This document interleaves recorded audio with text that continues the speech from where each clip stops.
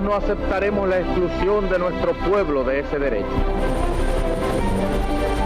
Mr. Gorbachev, tear down this wall.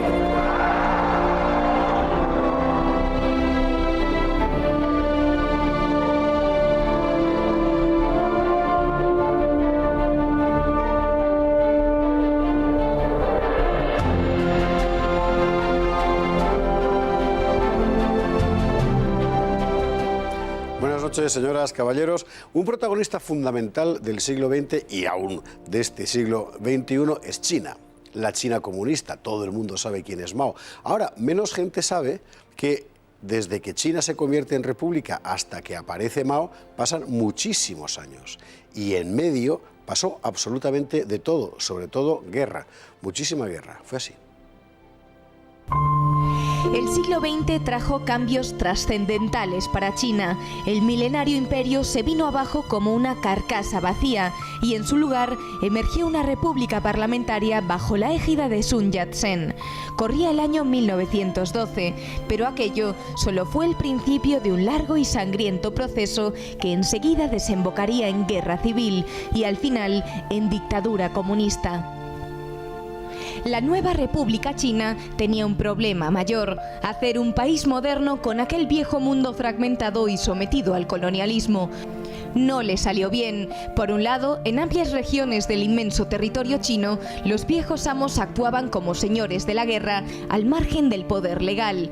Por otro, las mafias locales seguían trabajando para las potencias extranjeras. Para colmo de males, Japón buscaba sin descanso ganar posiciones en el país. Murió Sun Yat-sen y llegó Chiang Kai-shek. Este intentó enderezar las cosas con una política autoritaria. El partido gobernante, el Kuomintang, se dividió. En 1921 se funda además un nuevo partido, el Partido Comunista. Entre los promotores figuran Mao Zedong y Zhou Enlai. El Partido Comunista busca levantar una revolución armada entre los campesinos. Sin embargo, hay un problema más urgente: esos señores de la guerra que campan por sus respetos en medio país. En 1926, el Kuomintang de Chiang Kai-shek y los comunistas de Mao se ponen de acuerdo para combatir a los viejos señores feudales, pero ni los comunistas aceptan realmente el poder de Pekín, ni el Kuomintang acepta a los comunistas. Pronto los dos grandes partidos comienzan a combatir entre sí. Y aún peor, porque el propio Kuomintang, el partido gobernante, se escinde y le nace una facción comunista. Comienza una guerra de todos contra todos.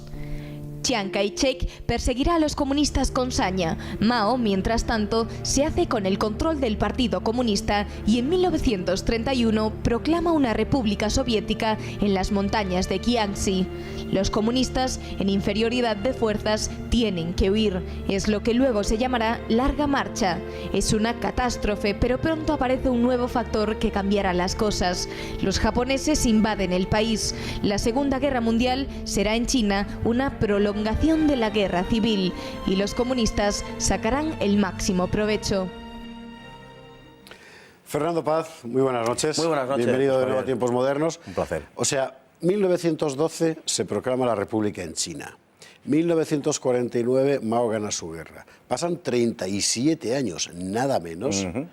Y en medio pasa absolutamente de todo. Quizá habría que empezar por el principio, que es ¿por qué se proclama una república en China, que era el imperio por antonomasia? Claro, China es un territorio en el siglo XIX en el que, digamos, se entrometen todos los europeos. Tenemos las guerras del opio, es decir, se trata de forzar a China a desarrollar un comercio por intereses ajenos. Es el mismo caso de Japón, aunque los destinos sean distintos, digamos, fruto de las ambiciones imperialistas europeas, hablando con claridad, ¿no? Tenemos todas las grandes ciudades comerciales chinas ocupadas literalmente por franceses, ingleses, alemanes, de todo. Y británicos, sí, claro. Y a partir de ahí el entrometimiento europeo cada vez es mayor. Eso pone en serio peligro la estabilidad de China y sobre todo el prestigio de las instituciones chinas. Hay una revuelta, allí hay una revuelta nacionalista xenófoba que se llamaba en su momento, la de los Boxers, efectivamente, en 1900. Realmente cruenta. Terrible la revuelta, pero producida por esa ocupación occidental que provoca una reacción de una gran intensidad entre la juventud china. Es una revuelta de signo profundamente nacionalista. Y es un antecedente de lo que pasará después. Cuando se liquide el imperio, nacerá una fuerte tendencia política, ideológica republicana que tenderá de una forma, si se quiere, un poco paradójica, a europeizarse. Es decir, mira a Europa, mira las soluciones de tipo nacional, liberal, como, digamos, el camino a seguir por parte de China si China quiere modernizarse. Y la cuestión de la modernización, a mi entender, es clave en todo este proceso, tanto en lo que tiene del desarrollo del Kuomintang como del Partido Comunista Chino. Kuomintang es, como se llama el partido, que se funda con el nacimiento de la República en 1912, el mundo imperial cae por completo, Puyi, el último emperador, queda confinado en la ciudad prohibida y Sun Yat-sen toma el poder. Intenta construir una república a la europea. Y es un fracaso absoluto, entre otras cosas, porque el territorio no lo controla en modo alguno. Claro, un producto de la descomposición del sistema chino, que era un sistema antiquísimo, milenario, un producto de esa descomposición es que la nueva república no abarca todo el territorio y aparecen unos señores de la guerra que fragmentan todo el territorio, fundamentalmente norte de China, y que son dueños y señores de, digamos, al estilo feudal casi más clásico, podríamos decir. Además, la existencia de esos señores de la guerra facilita el entrometimiento de Japón en la política china. Claro, Sí, eso hay que pagar unos a otros, en fin, claro. No, claro, efectivamente. Entonces, Sun Yat-sen se da cuenta de eso y lo que intenta es poner orden en aquel mare magnum, en aquel caos absoluto en que se ha convertido China. Lo que pasa es que Sun Yat-sen muere relativamente pronto, el año 26, de un cáncer de hígado, si no recuerdo mal. Que es muy rápido el proceso y le sustituye Chiang Kai-shek, que tiene unos criterios quizá algo más estrictos de los criterios que tenía Sun Yat-sen, pero el objetivo es el mismo. Se ve envuelto en una auténtica locura, se ve envuelto en una guerra contra los japoneses, en una guerra contra los señores del norte y en una guerra contra el Partido Comunista. El Partido Comunista, que en ese contexto caótico que hemos descrito, aparece en torno a 1921.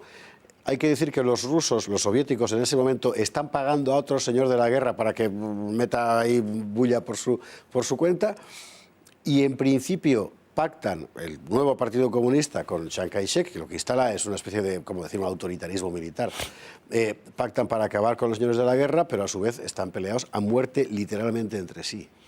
Sí, la política soviética fundamentalmente era una política de unión de todos aquellos que querían superar ese régimen feudal, por decirlo de alguna manera, y dar un salto hacia la modernización de China. Por eso no, digamos, apuestan desde el primer momento por el Partido Comunista, sino por el Kuomintang de una manera bastante clara, y hace que los comunistas obligan a los comunistas a someterse a las políticas del Kuomintang, al cual a su vez le sale una rama izquierda que terminará proclamando la propia expulsión de Chiang Kai-shek. O sea, es todo bastante complicado.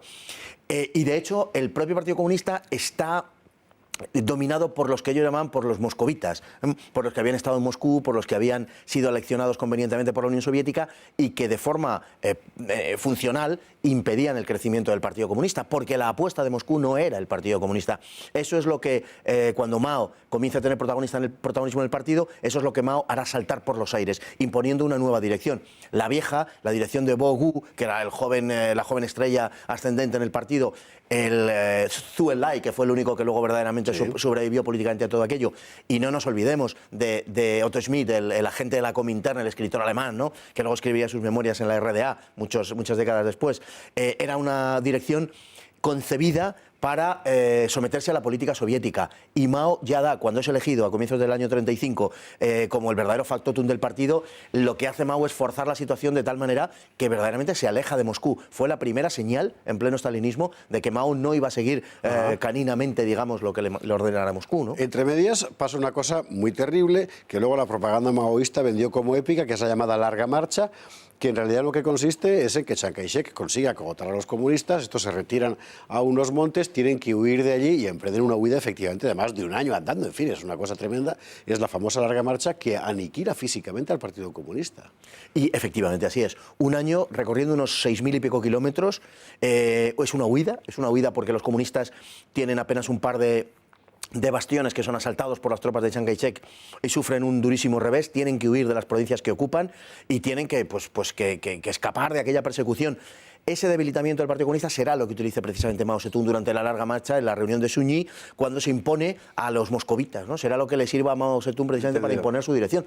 Le llevará 10 años todavía a ser nombrado secretario del Comité Central del partido, ¿no?, y del Ejército Rojo, pero durante esos 10 años Mao ya se ha hecho con el Partido Comunista, que al final responderá, pues estará modelado, digamos, a su imagen y semejanza.